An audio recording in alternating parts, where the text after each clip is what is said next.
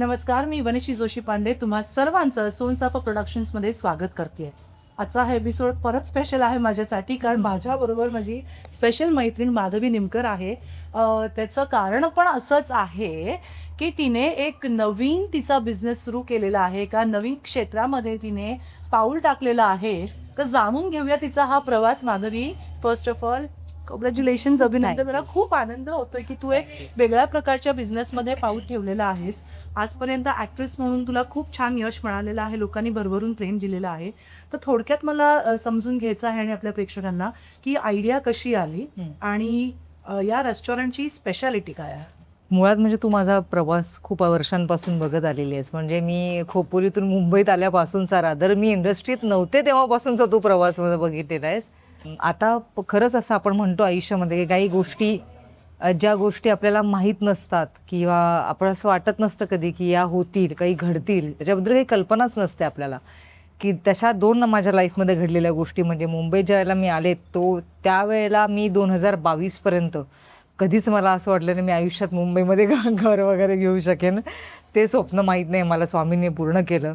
ते झालं त्याच्यावरती ते मिरॅकल झाल्यासारखं पूर्ण झालं. माझं असं झालं ओके चला बास, आता काही न मागता दिलेलं आहे बास.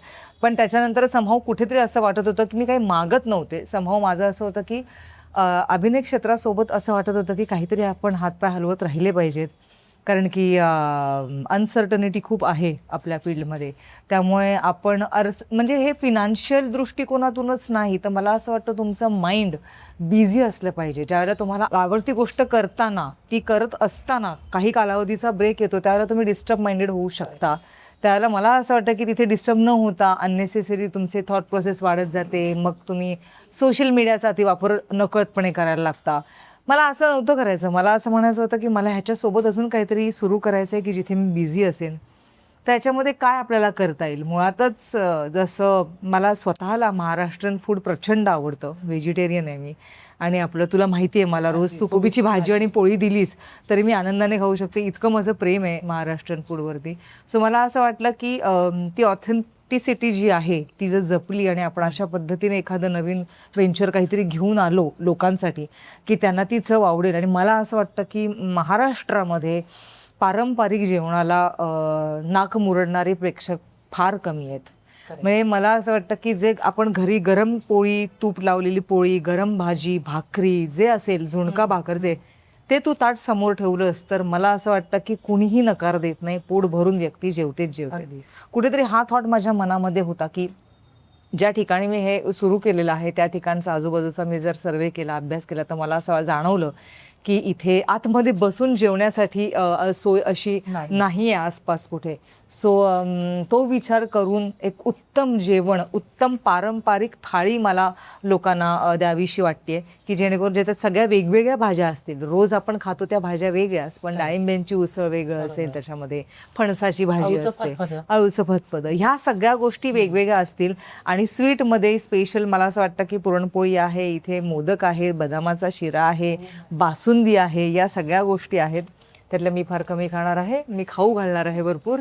म्हणजे तुझं असं म्हणणं तू स्लिम ट्रिम राहणार, तुझ्याकडे येणार ते अगदीच ते गरकी दिसणार आहे. माझं प्रेम मला त्यांच्यापर्यंत पोचवायचं आहे ना, मग ते अन्नाच्या थ्रूच मी पोचवणार, तर ते खातील ते.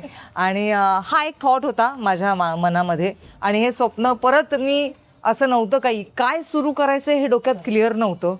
अजून बरेच डोक्यात बिझनेस डोक्यामध्ये अजूनही घोळत आहेत माझ्या, हे करू शकतो ते करू शकतो, पण सुरुवात ह्याने झाली आणि I am very much happy.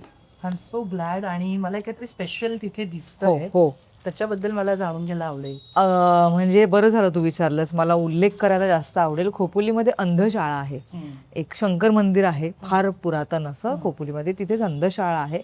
तिथे आंधळ्या मुलांनी हा बुके तयार केला आहे. सुंदर. मी खरंच बघितल्यानंतर माझ्या डोक्यात काय आलं माहिती आहे का, ज्यांना डोळे असतात त्यांनाही मे बी इतकं छान सगळ्यांना बनवता येणार नाही आहे. प्रयत्न केला तरी सुद्धा त्याच्यात एक वेगळी कला असावी लागेल तेव्हा ते बनवतील. पण तुला मला बनवायला सांगितलं तर मे बी इतकं छान आपण नाही बनवू शकणार.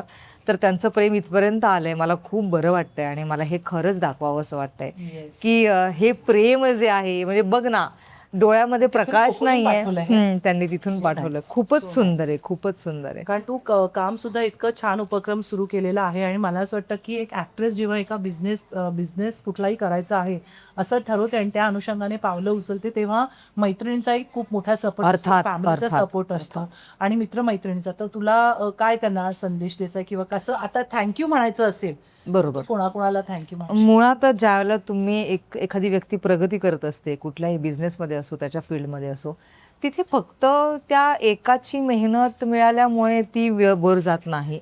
तिथे तुला 10 हात आजूबाजूला असतात, आधार असतात. त्यावेळेला त्यांची एनर्जी ती मॅटर करते तुझ्यासाठी. तुझा सक्सेस हा ते त्यांचा सक्सेस समजून ज्यावेळेला ते सेलिब्रेट करतात, हे तुला खूप मॅटर करतं. त्यामुळे तुझी प्रगती अजून होत जाते. सो तुझ्या आजूबाजूला मुळातच पॉझिटिव्ह माणसं, तुझी हितचिंतक असणारी माणसं असावी लागतात. मी अगदीच मनापासून सांगायला आवडेल, माझा काही मोठा ग्रुप नाही आहे इंडस्ट्रीमध्ये, पण जी माझी मोजकी माणसं आहेत ती माझी फार मनापासून जवळची माणसं आहेत. आणि डोळे झाकून तू कधी विचारलंस तरी मी हा विश्वास दृढ आहे माझा की ते माझ्याबद्दल चांगलाच विचार करतात. आणि अशीच माणसं मी जवळ ठेवलेली आहेत. मला भापटपसारण नको आहे, त्याच्यामुळे जी मोजकी आहेत तीच राहू देत. त्याच्यामुळे तू जसं म्हणालीस तसं त्यांना मला खूप मनापासून धन्यवाद म्हणावं असं वाटतं. कारण की ज्या वेळेला एखादा आनंद आपण शेअर करायचा म्हणतो, कोणाला बोलूया म्हटल्यानंतर पहिल्या 10 माणसांमध्ये, ज्या 10 ह्याच्यामध्ये लिस्टमध्ये जी माणसं असतात ना, तीच आणि फक्त तीच तुमच्या जवळची असतात. बाकी लिस्ट वाढत जाते. पण मला असं वाटतं नातेसंबंध जे खूप जवळचे असतात ते पहिल्या 10 आकड्यांमध्ये असतात. तर त्या सगळ्यांना मी थँक्यू म्हणते. आज माझ्या सगळ्या मैत्रिणी ज्या ज्या इथे आल्या, समिधा आहे, तू आहे, अजून तन्वी आहे, तन्वीची आई येऊन गेली, सगळे जे येऊन मला इथे भेटून गेले, शुभेच्छा देऊन गेले. मला असं वाटतं आय एम सो ब्लेस्ड की ही माणसं कायम मरेपर्यंत माझ्यासोबत राहावीत. म्हणजे मे बी आपल्याला रोज भेटता येत नाही. मी आणि समिधा तर मला असं वाटतं फार आम्ही कमी भेटतो, पण जेव्हा भेटतो त्यावेळेला आमच्या वाईफ्स खूप चांगल्या पद्धतीने जुळलेल्या असतात. आणि ती उत्तम कलाकार आहे. मुळातच कलाकार आहे म्हणून आम्ही मैत्रिणी आहोत असं नाही. तसं बघायला गेलं तर कलाकार खूप आहेत इंडस्ट्रीत काम करणारे, पण ती उत्तम कलाकार पण आहे आणि उत्तम माणूस आहे मुळात आणि हुशार आहे खूप. सो अशा व्यक्ती तुमच्या आसपास असणं फार गरजेचं आहे असं मला वाटतं. आणि तू खूप चांगलं गाईड करतेस. एकतर तू हिलिंग प्रोसेसमध्ये असल्यावर तू हील करतेस, म्हणजे जवळपास अनेकांचे प्रश्न तू सॉल्व्ह केलेले आहेस.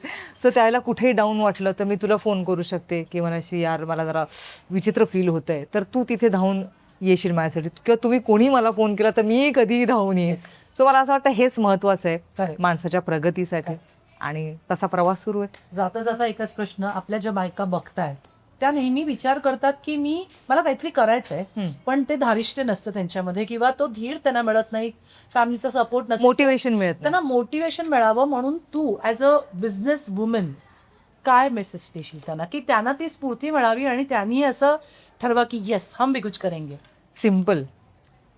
आता जे तुमचं कुठलं वय असेल, समजा तुम्ही आता वय आहे तुमचं 30, त्या 30 वयाच्या पुढे 20 ॲड करा आणि 50शीला असताना जे तुम्ही आत्ता ॲक्टिव्ह आहात तेवढे तुम्ही ॲक्टिव्ह असणार आहात का तेव्हा तुमची मुलं तुमच्यासोबत असणार आहेत का? किंवा त्यावेळेला तुम्ही तुमचं अस्तित्व म्हणून स्वतःकडे काय बघत आहे?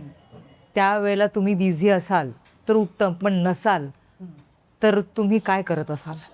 हा एक फक्त व्हिज्युअल डोळ्यासमोर आणा.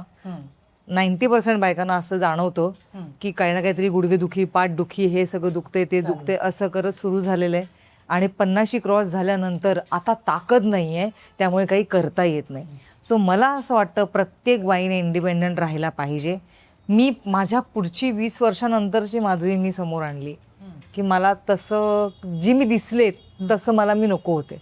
मला असं वाटतं मला हातपाय मारत राहायचेत, मला हातपाय सुरू ठेवायचेत. काही असो, माझा जो काही छोटा बिझनेस असेल, मोठा असेल, I want to keep myself busy. कारण की माझा मुलगा माझ्यासोबत तो कायम असला उत्तम, नसला त्याचे पंख, तो उद्या उडणार आहे, त्याचं वेगळं आयुष्य सुरू होणार आहे. सो मला असं वाटतं जे आयुष्य पुढचं आपल्याला बोनस म्हणून मिळणार आहे ते काही ना काहीतरी काम करण्यात, सेवा करण्यात घालवलं तर त्याचा आनंद खूपच वेगळा असणार आहे. अदरवाईज आपण दुपारी काय करतो? टाइमपास. आपण जेवणार, झोपणार, संध्याकाळचा चहा पिणार, राऊंड मारणार, मग थोड्याशा गप्पा, मग गॉसिप. या पुढे आयुष्याचा विचार केला पाहिजे असं मला वाटतं. जाता 2-3 रॅपिड फायरचे क्वेश्चन. अरे देवा, हाय काय असतं ना. मोदक की puranpoli? Modak. Okay. Business woman Madhavi की ऍक्ट्रेस माधवी? बोथ. नाही, मला एक उत्तर हवं. ऍक्ट्रेस. ओके, जिम की योगा योगा. आणि डाएट की फूड? Diet of course. डाएट. मग हॉटेल का उघडलंस? पण मुळातच परत जरा हा प्रश्न विचारला. डाएट म्हटल्यावरती असं सगळ्यांना वाटतं कमी खाणं, असं नाही आहे. डाएट म्हणजे योग्य ते फूड योग्य त्या वेळेत योग्य तितक्या प्रमाणात खाणं. डाएट म्हणजे सगळ्यांना असं वाटतं कमी खाणं, असं नाही आहे. तू बघतेस ना मला खाताना, तर डाएट म्हणजे तुम्ही त्या त्या प्रमाणात तुमच्या शरीराला जितकं गरजेचं आहे त्या त्या वेळेत ते खायचं असतं. पण तू खातेस, पण आम्ही जे खातो ते आमच्या अंगाला लागतं. एनिवेज, तुला या सगळ्या वाटचालीसाठी खूप खूप खूप तुला कळलेलं आहे, त्याच्यावरती पुढे बोलून काही होणार नाहीये. नाही. पण मला कौतुक करावं असं वाटतंय की तू हा एक खूप छान निर्णय घेतलास आणि या क्षेत्रामध्ये तू उतरलेली आहेस.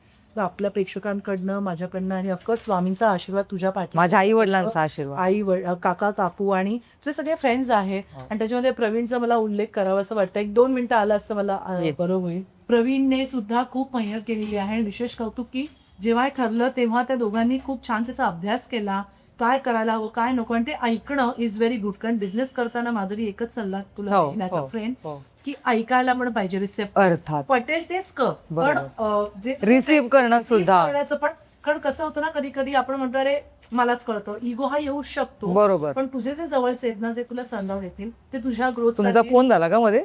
नाही नाही नाही नाही नाही, मी जस्ट सांगते. सो प्रवीण, कारण की या सगळ्या प्रोसेसमध्ये आणि माझे तसे वाद झाले, ते होतातच. आपण एकत्र, त्याच्यामुळे हे नको ते नको, असं नको तसं नको, त्यावेळेला 10 मिनिटाच्या वाद. हां, तर असं झालेलं आहे माझं. पण मी जसं तू म्हणतेस की हे ऐकणं, रिसीव्ह करणं फार गरजेचं आहे. आणि ह्याला तर या गोष्टींमधलं सगळ्यात जास्त कळतं.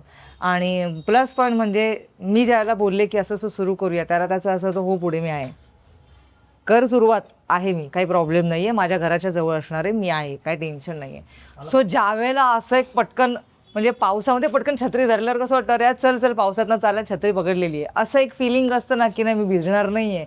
तसं एक फिलिंग या प्रोसेसमध्ये मला होतं, कारण की त्याला जास्त कळतं याच्यामधलं. सो त्याने आणि ऑफकोर्स त्याच्या बायकोने, शीतलने सुद्धा मला तितकीच चांगली साथ दिली की टेन्शन घेऊ नको, किंवा तुला जो काय टाईम मॅनेज करायचा होता, तुझं ते तू स्वतःचं वेगळं काम जे आहे, ज्याला खोपोलीला जावं लागतं, ते काम मॅनेज करून त्याला इथे वेळ द्यायचा होता, तो त्याने फार कमालीने काढून दिलेला आहे. त्या बाबतीत खरंच थँक्यू प्रवीण. तुला काय प्रवीण वाटतंय? ना मला काय नाही, फक्त एवढंच की जो नाव निघाले कल्याण मस्त, हे माझूनच कल्पना आहे की इकडे हे हॉटेल बघायला, म्हणजे गाळा बघायला येत होती तेव्हाच तिच्या डोक्यात आलं असं प्रवीण मला नाव. अजून काही झालं नव्हतं, फक्त तिच्या मनात काय आलं काय माहिती, म्हणजे कल्याण मस्त कसं वाटतं, अरे डन मी पुढचा पाठवून विचार नाही केला ना, असं तेच नाव त्याला. म्हणजे आपण कल्याणला येऊन कल्याण मस्त करू टाकू, म्हणजे चांगलं करू, सुरुवात चांगलं करू. मग त्यानंतर जो आम्ही जे त्या गोष्टीकडे बघितलं कल्याण वस्तू, त्यानंतर आम्ही हा ठरवलं की आता इकडचा तो ब्रँड झाला पाहिजे आणि तो पुढे आपण गेला. आणि मी आता एवढंच जपणार आहे की आज माझीच्या नावाला दाद लागता कामा नये. त्यानंतर हीच अपेक्षा राहील की माझं की माझीचं नाव आणि कल्याण मस्तचं फ्रँचायझी पुढे वाढत राहावं. आणि मी सुद्धा हीच प्रार्थना करते, कारण मला तू कौतुक, अभिमान, आनंद, सगळ्या भावना आज माझ्या त्या बाहेर आलेल्या आहेत. कारण मैत्रीण जेव्हा पुढे जाते, मित्र जेव्हा पुढे जातो, तेव्हा ऑफकोर्स शुभेच्छा असतात, स्वामीचा आशीर्वाद आहेच. तर तुम्हाला कसं वाटलं, आणि तुमच्या सुद्धा ज्या शुभेच्छा आहेत त्या कमेंट्सद्वारे येऊ दे.